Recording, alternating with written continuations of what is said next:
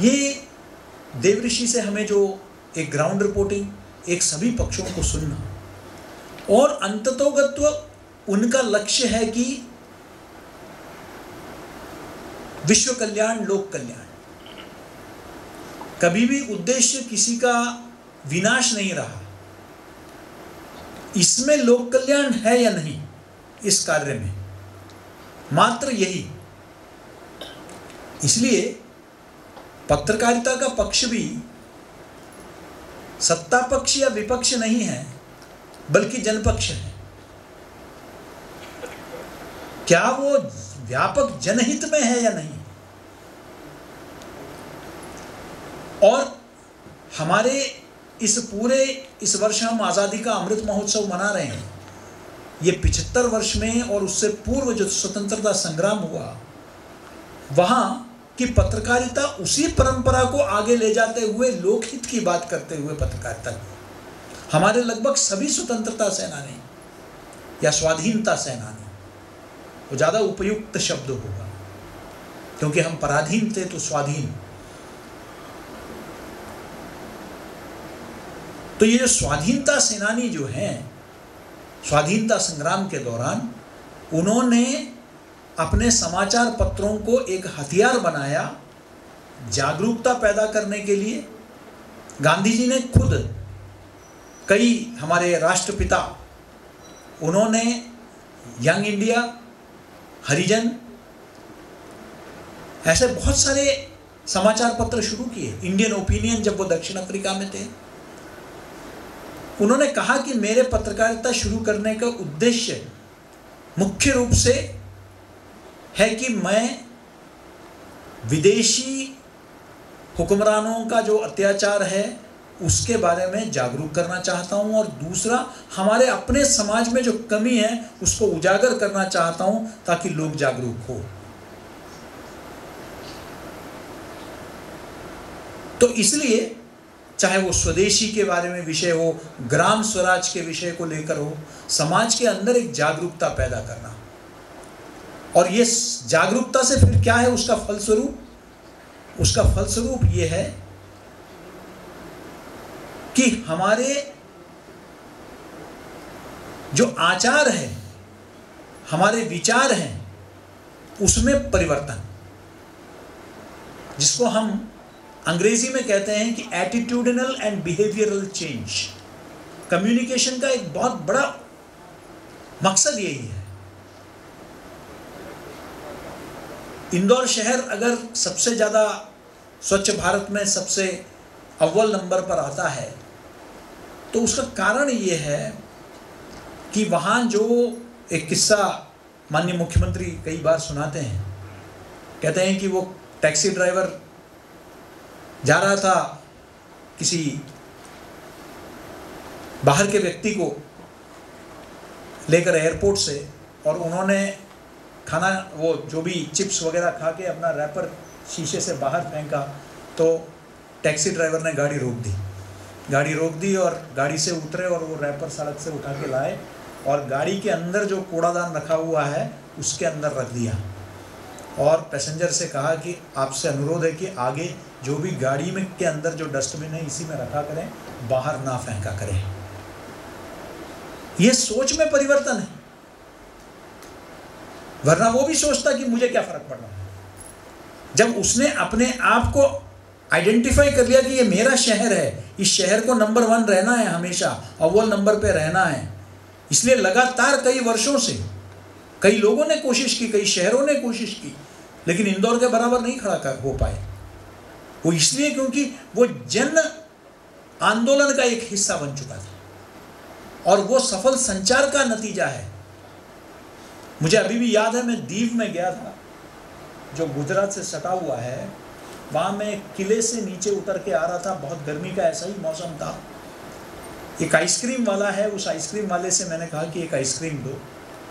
उसने अपना रैपर हटाया और मुझे आइसक्रीम दिया। मुझे थोड़ा अजीब सा लगा, आमतौर पर हम दिल्ली में और दूसरे शहरों में रैपर के साथ ही मिलता है, तो मुझे लगा कि मेरे वाहन चालक काफ़ी देर से वो भी इंतज़ार कर रहा है, उसके लिए भी एक ले लेता हूँ।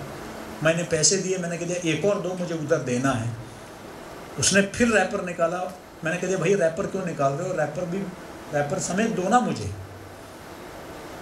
आइसक्रीम वाले ने कहा कि साहब माफ़ करना, रैपर नहीं दूंगा।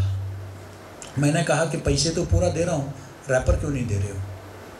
उसने कहा कि रैपर इसलिए नहीं दूंगा क्योंकि आप पर्यटक लोग रैपर इधर उधर फेंक देते हैं, आप रैपर इधर उधर फेंक देते हैं तो मेरा दीव गंदा होता है, और अगर मेरा दीव गंदा होगा तो मेरे यहाँ पर्यटक नहीं आएंगे, और अगर पर्यटक नहीं आएंगे तो मेरा जीवन यापन मुश्किल हो जाएगा।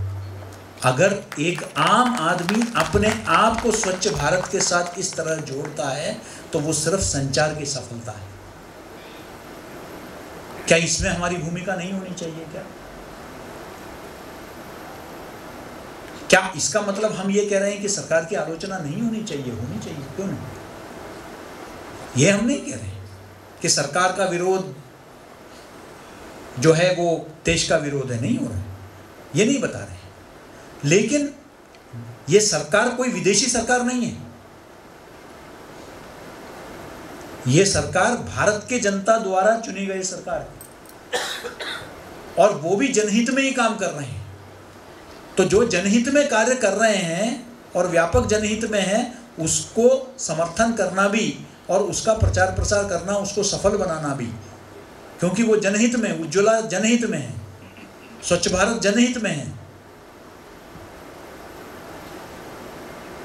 खाते हर घर में हर व्यक्ति का खाता खुले, ये जनहित में है।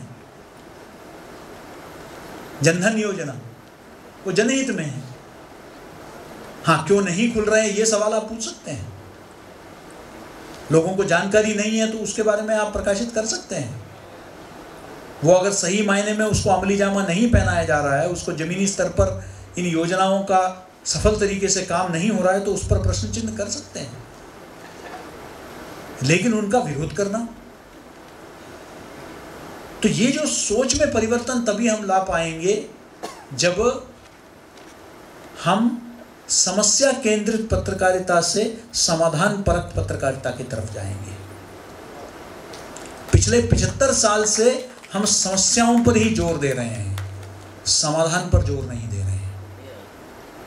आज पूरे पश्चिम में चर्चा है सॉल्यूशंस जर्नलिज्म का, यानी कि समाधान, स्थानीय समाधान क्या निकल सकता है, क्योंकि स्थानीय समस्याओं का स्थानीय समाधान ही निकलना होगा। अभी मैं नागपुर गया था कुछ दिन पहले, तो वहाँ एक सभा में नितिन गडकरी जी आए हुए थे। उन्होंने कहा कि नीरी वहाँ है नागपुर में, उन्होंने कहा कि अगर नागपुर के पानी की समस्या का अगर निराकरण नहीं होता है तो नीरी का वहाँ रहना बेकार है।